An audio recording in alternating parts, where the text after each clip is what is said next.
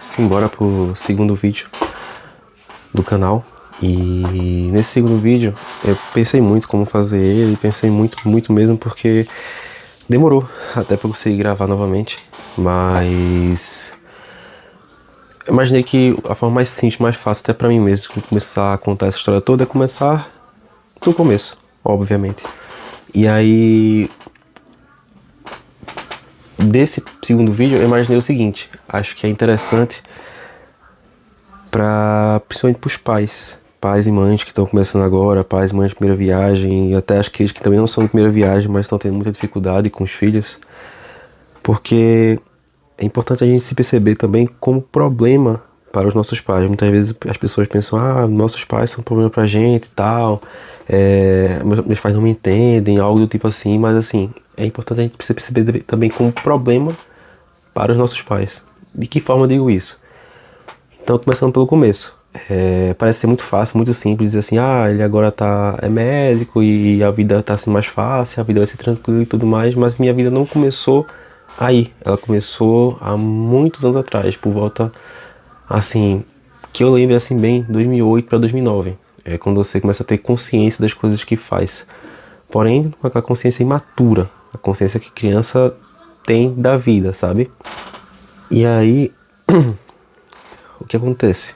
Nessa minha vida, 2008 para 2009, parece que era a época que tudo ia dar certo.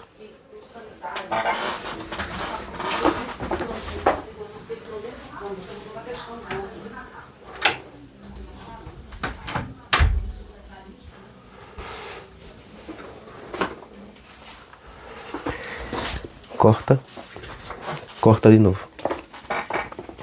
Então, e aí parece que de 2008 para 2009 ia ser o ano que tudo ia ser perfeito, tudo ia dar certo, porque tinha uma escola próxima à minha casa que ela fazia bolsas de estudo. E aí eu fiz essa prova, meus pais botaram pra fazer essa prova e acabei ficando em primeiro lugar, ganhando 100% de bolsa. Algo assim, totalmente desplanejado, assim, sem pretensão alguma. E foi ótimo, porque com o dinheiro que iria pagar uma escola, assim, até meia boca, essa escola era boa, mas eu consegui pagar uma escola meia boca, e a gente poderia pegar esse dinheiro e no planejamento dos meus pais, colocar num cursinho para tentar algumas grandes escolas que tinham em Recife naquela época, que alguns devem conhecer, outros não, mas era a Escola Militar do Recife, Colégio Militar do Recife, tinha a Escola de Aplicação do Recife, tinha o Colégio de Aplicação do Recife, que é da UFPE. E aí, por que eu digo que minha vida começou nesse ano específico? Porque eu acho que todo um monte de responsabilidades que uma pessoa pode ter, eu acabei tendo com volta de, assim, de 10 para 11 anos de idade. Na verdade não, tinha menos, tinha 9 para 10 anos de idade eu tinha. Então, como é que era a minha rotina naquela época? Eu ia pra escola durante o dia, e tava na quarta série isso, ia pra escola durante o dia, segundas e quartas eu fazia curso de inglês, terças e quintas eu ia pra esse cursinho pra preparar pra essa prova de ingresso nessas 3 escolas. Na sexta-feira tinha umas aulas de música, e aos sábados também, que aí era no Clube Municipal de Paulista, assim, falha a memória. Acho que outra era no Teatro de Paulista, não lembro bem, mas criança é foda, criança pra lembrar essas coisas é difícil. Mas eu tinha aula de música e tinha aula de bateria também. Então, ou nos dois era nesses dias, ou era na sexta ou era no sábado. Não lembro bem agora ao certo direitinho, mas toda a minha semana, durante o ano inteiro, foi assim. Era de manhã na escola, à tarde fazendo uma coisa e à noite tendo que estudar. Só que era um estudar meia boca. E aí, por isso que eu falo que esse vídeo é importante pros pais de primeira viagem, ou para os pais que estão seguindo essa vida novamente de criar filhos, ter filhos e botar assim vamos dizer assim, um ser na sociedade. Por quê? Eu acho que meus pais também não sabiam disso, mas a dificuldade que é de você pegar uma criança e conseguir convencer ela de fazer aquilo que provavelmente vai dar um futuro para ela é muito grande. A criança ela não tem percepção disso, a criança ela não tá nem aí pro que é amanhã. A criança, se você pegar ela e dizer assim, você quer um chocolate e batom garoto agora, ou se você guardar esse batom garoto, amanhã eu te dou 3. Ela não quer saber, ela só sabe viver o agora. Então é comer aquele batom garoto agora. Ela não tá nem aí comer aquele chocolate guardar, sabe? Vou guardar amanhã eu pegar 3, eu posso comer 4 amanhã. Não, ela não tem essa percepção, pouquíssimas têm. Então nessa fase acaba se diferenciando muito a criança que já tem essa percepção.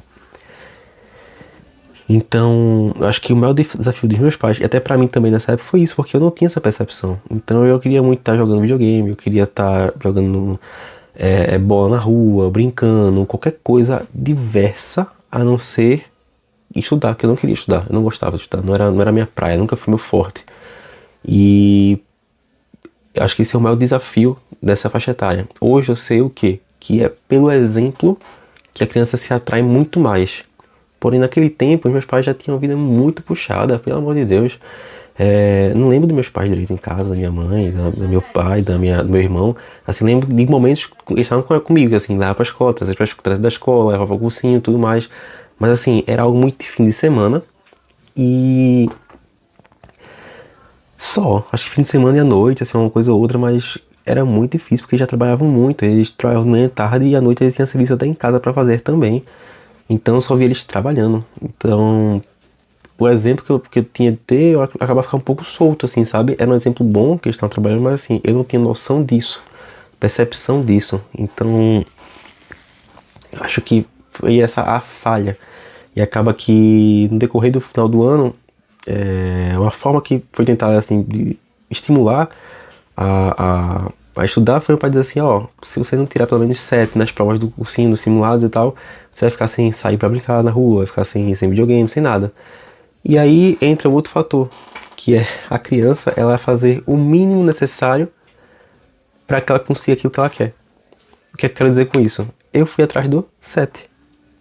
Basicamente isso, eu passei o ano tirando 7 no simulado, porque era o mínimo necessário para que eu pudesse brincar, para que eu pudesse jogar. Então, assim, é difícil criar uma criança, é difícil ter essa interação, saber como lidar, porque são muitos fatores que influenciam, são muitos fatores. E aí eu acredito que minha vida começa ali, porque chegando no final do ano acaba que eu passei o ano todo jogando, e quando eu jogando, brincando, é assim, eu não tinha limites, tá?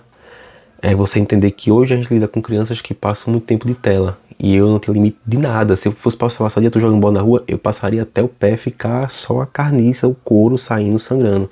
Se fosse para passar o dia todo jogando, eu ficar jogando até 4 da manhã, quando meu corpo começasse a cansar, o meu olho fechasse sozinho, eu dormisse. Sem limite algum, assim, entendeu? Então foi o ano todo assim, e se aquele monitoramento de perto, o que aconteceu? Eu não passei. Essa é a verdade, não passei. E aí você vai lidar com a primeira frustração na vida, que é ver a decepção dos seus pais, a decepção da sua mãe, decepção de todo mundo que tá ali, porque dizer assim, não tive essa oportunidade que você teve, eu não tive metade do que você teve, e aí parecia que é um ano que ia dar certo, que as coisas estavam finalmente se acalmando, que o dinheiro deu certo, que você estava na escola que estava de graça, estava com um ensino bom, e uma carga emocional de muitos fatores que aconteceram, sabe? Então, eu acho que esse primeiro vídeo, assim, propriamente dito, é para isso. Eu acho que quem pensa em ser pai, quem pensa em ser mãe, lembre-se muito, muito, muito, muito que a criança, até assim, perto do metade da adolescência mais ou menos, ela vai ser puramente aquilo que você der exemplo. Novamente, não quero dizer que meus pais eram exemplos errados, porém não eram exemplos tão presentes assim.